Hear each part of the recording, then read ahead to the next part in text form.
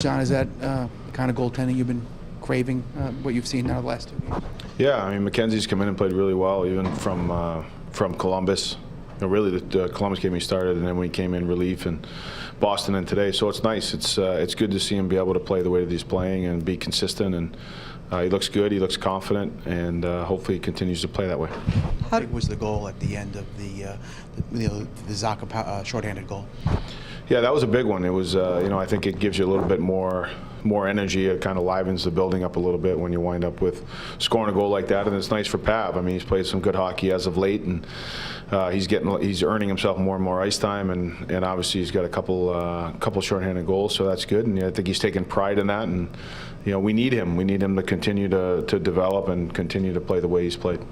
John, that confidence that you speak of when it comes to Mackenzie, how does that sort of radiate through the rest of your team?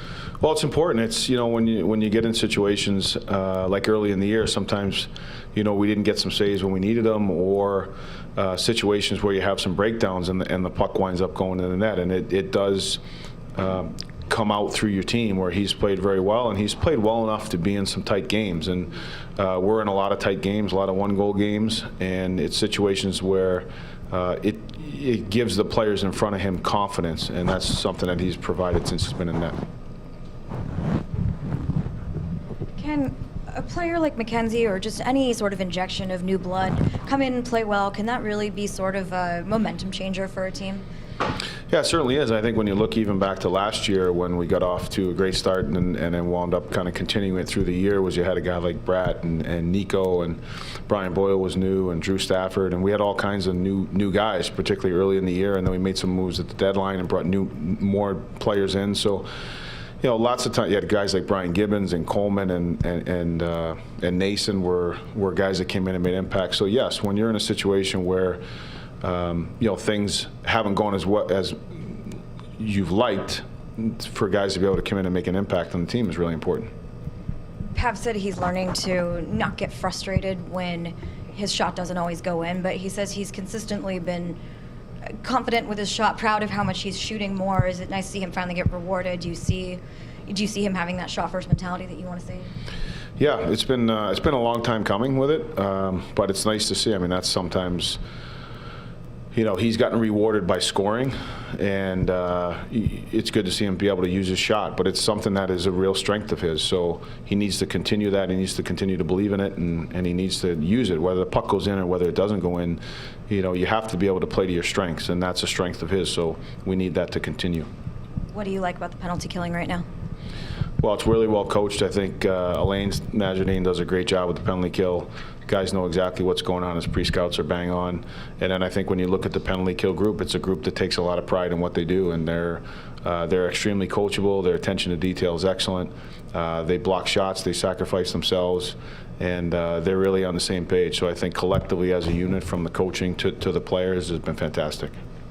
Has Pavel's play on the penalty kill kind of bled over into what he's doing 5-on-5?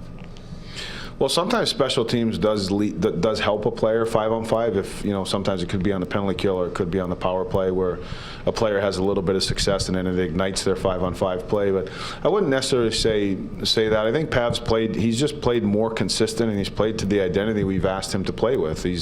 I think when you watch him play, his skating is a factor. His puck decisions are good. He's shooting the puck. He's using his shot. He's worked his way into a top 4 penalty killer, which does help. With Taylor down, we've given him an opportunity now, and the way that he's played 5-on-5, to be able to get on the power play. And it's nice to see him in the situation he's in now take advantage of the opportunities that he's earned. I think throughout his career here with us, there's been times where he's been either given or earned opportunities to get increased ice time or special team situations. He hasn't capitalized on them, and right now he has. So good on him, and it's great for our team. Going back to Mackenzie, how have you liked the way that he's settled the puck down on dump-ins, setting up his defenseman? Because I know the staff in Binghamton, that was something they wanted to see out of him for his next step, and of course that comes with confidence. Yeah, I think his puck play's been okay. I think it can be better. What we really liked about him is he's done obviously a great job stopping the puck, but his composure in the net. He's so athletic, and strong and powerful that he's really combined being a great athlete with understanding the game and understanding the position and where you need to be to make the initial save, where you need to be to make a second save. Rebound control has been good. Fighting through traffic has been excellent. As far as his puck play, I think as well as he's played, I think that's an area where we can improve upon. One more big, obviously, home game before you go west. How important do you think now for this team to get going? I mean, based off these 2 wins here. Yeah, it's important. It's something that we've talked with our team quite a bit about. We haven't really been able to put some really consecutive strong games, not necessarily even wins, but just real strong team performances that you can't control whether you win or lose the game, but where you're playing the game the right way, you're giving yourself a chance to win, you're extremely competitive, and now we've done it since the break for 2 games, and the objective is to make sure we get it done against Vancouver. Coach, is it a proud moment to see guys like Blackwood and last year Coleman make this team and have an impact after going through all the development camps since you've been here? And I know Blackwood has been, I think, at all of them, and Coleman as well, except for this past year.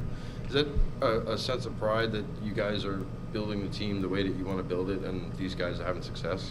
Yeah, if you want to be a real strong team in the NHL, you have to do it through drafting and developing. And you can get some free agents here or there, but when you look at the best teams, they've done it through drafting, they've done it through developing, they've done it through the opportunity to make opportunistic trades.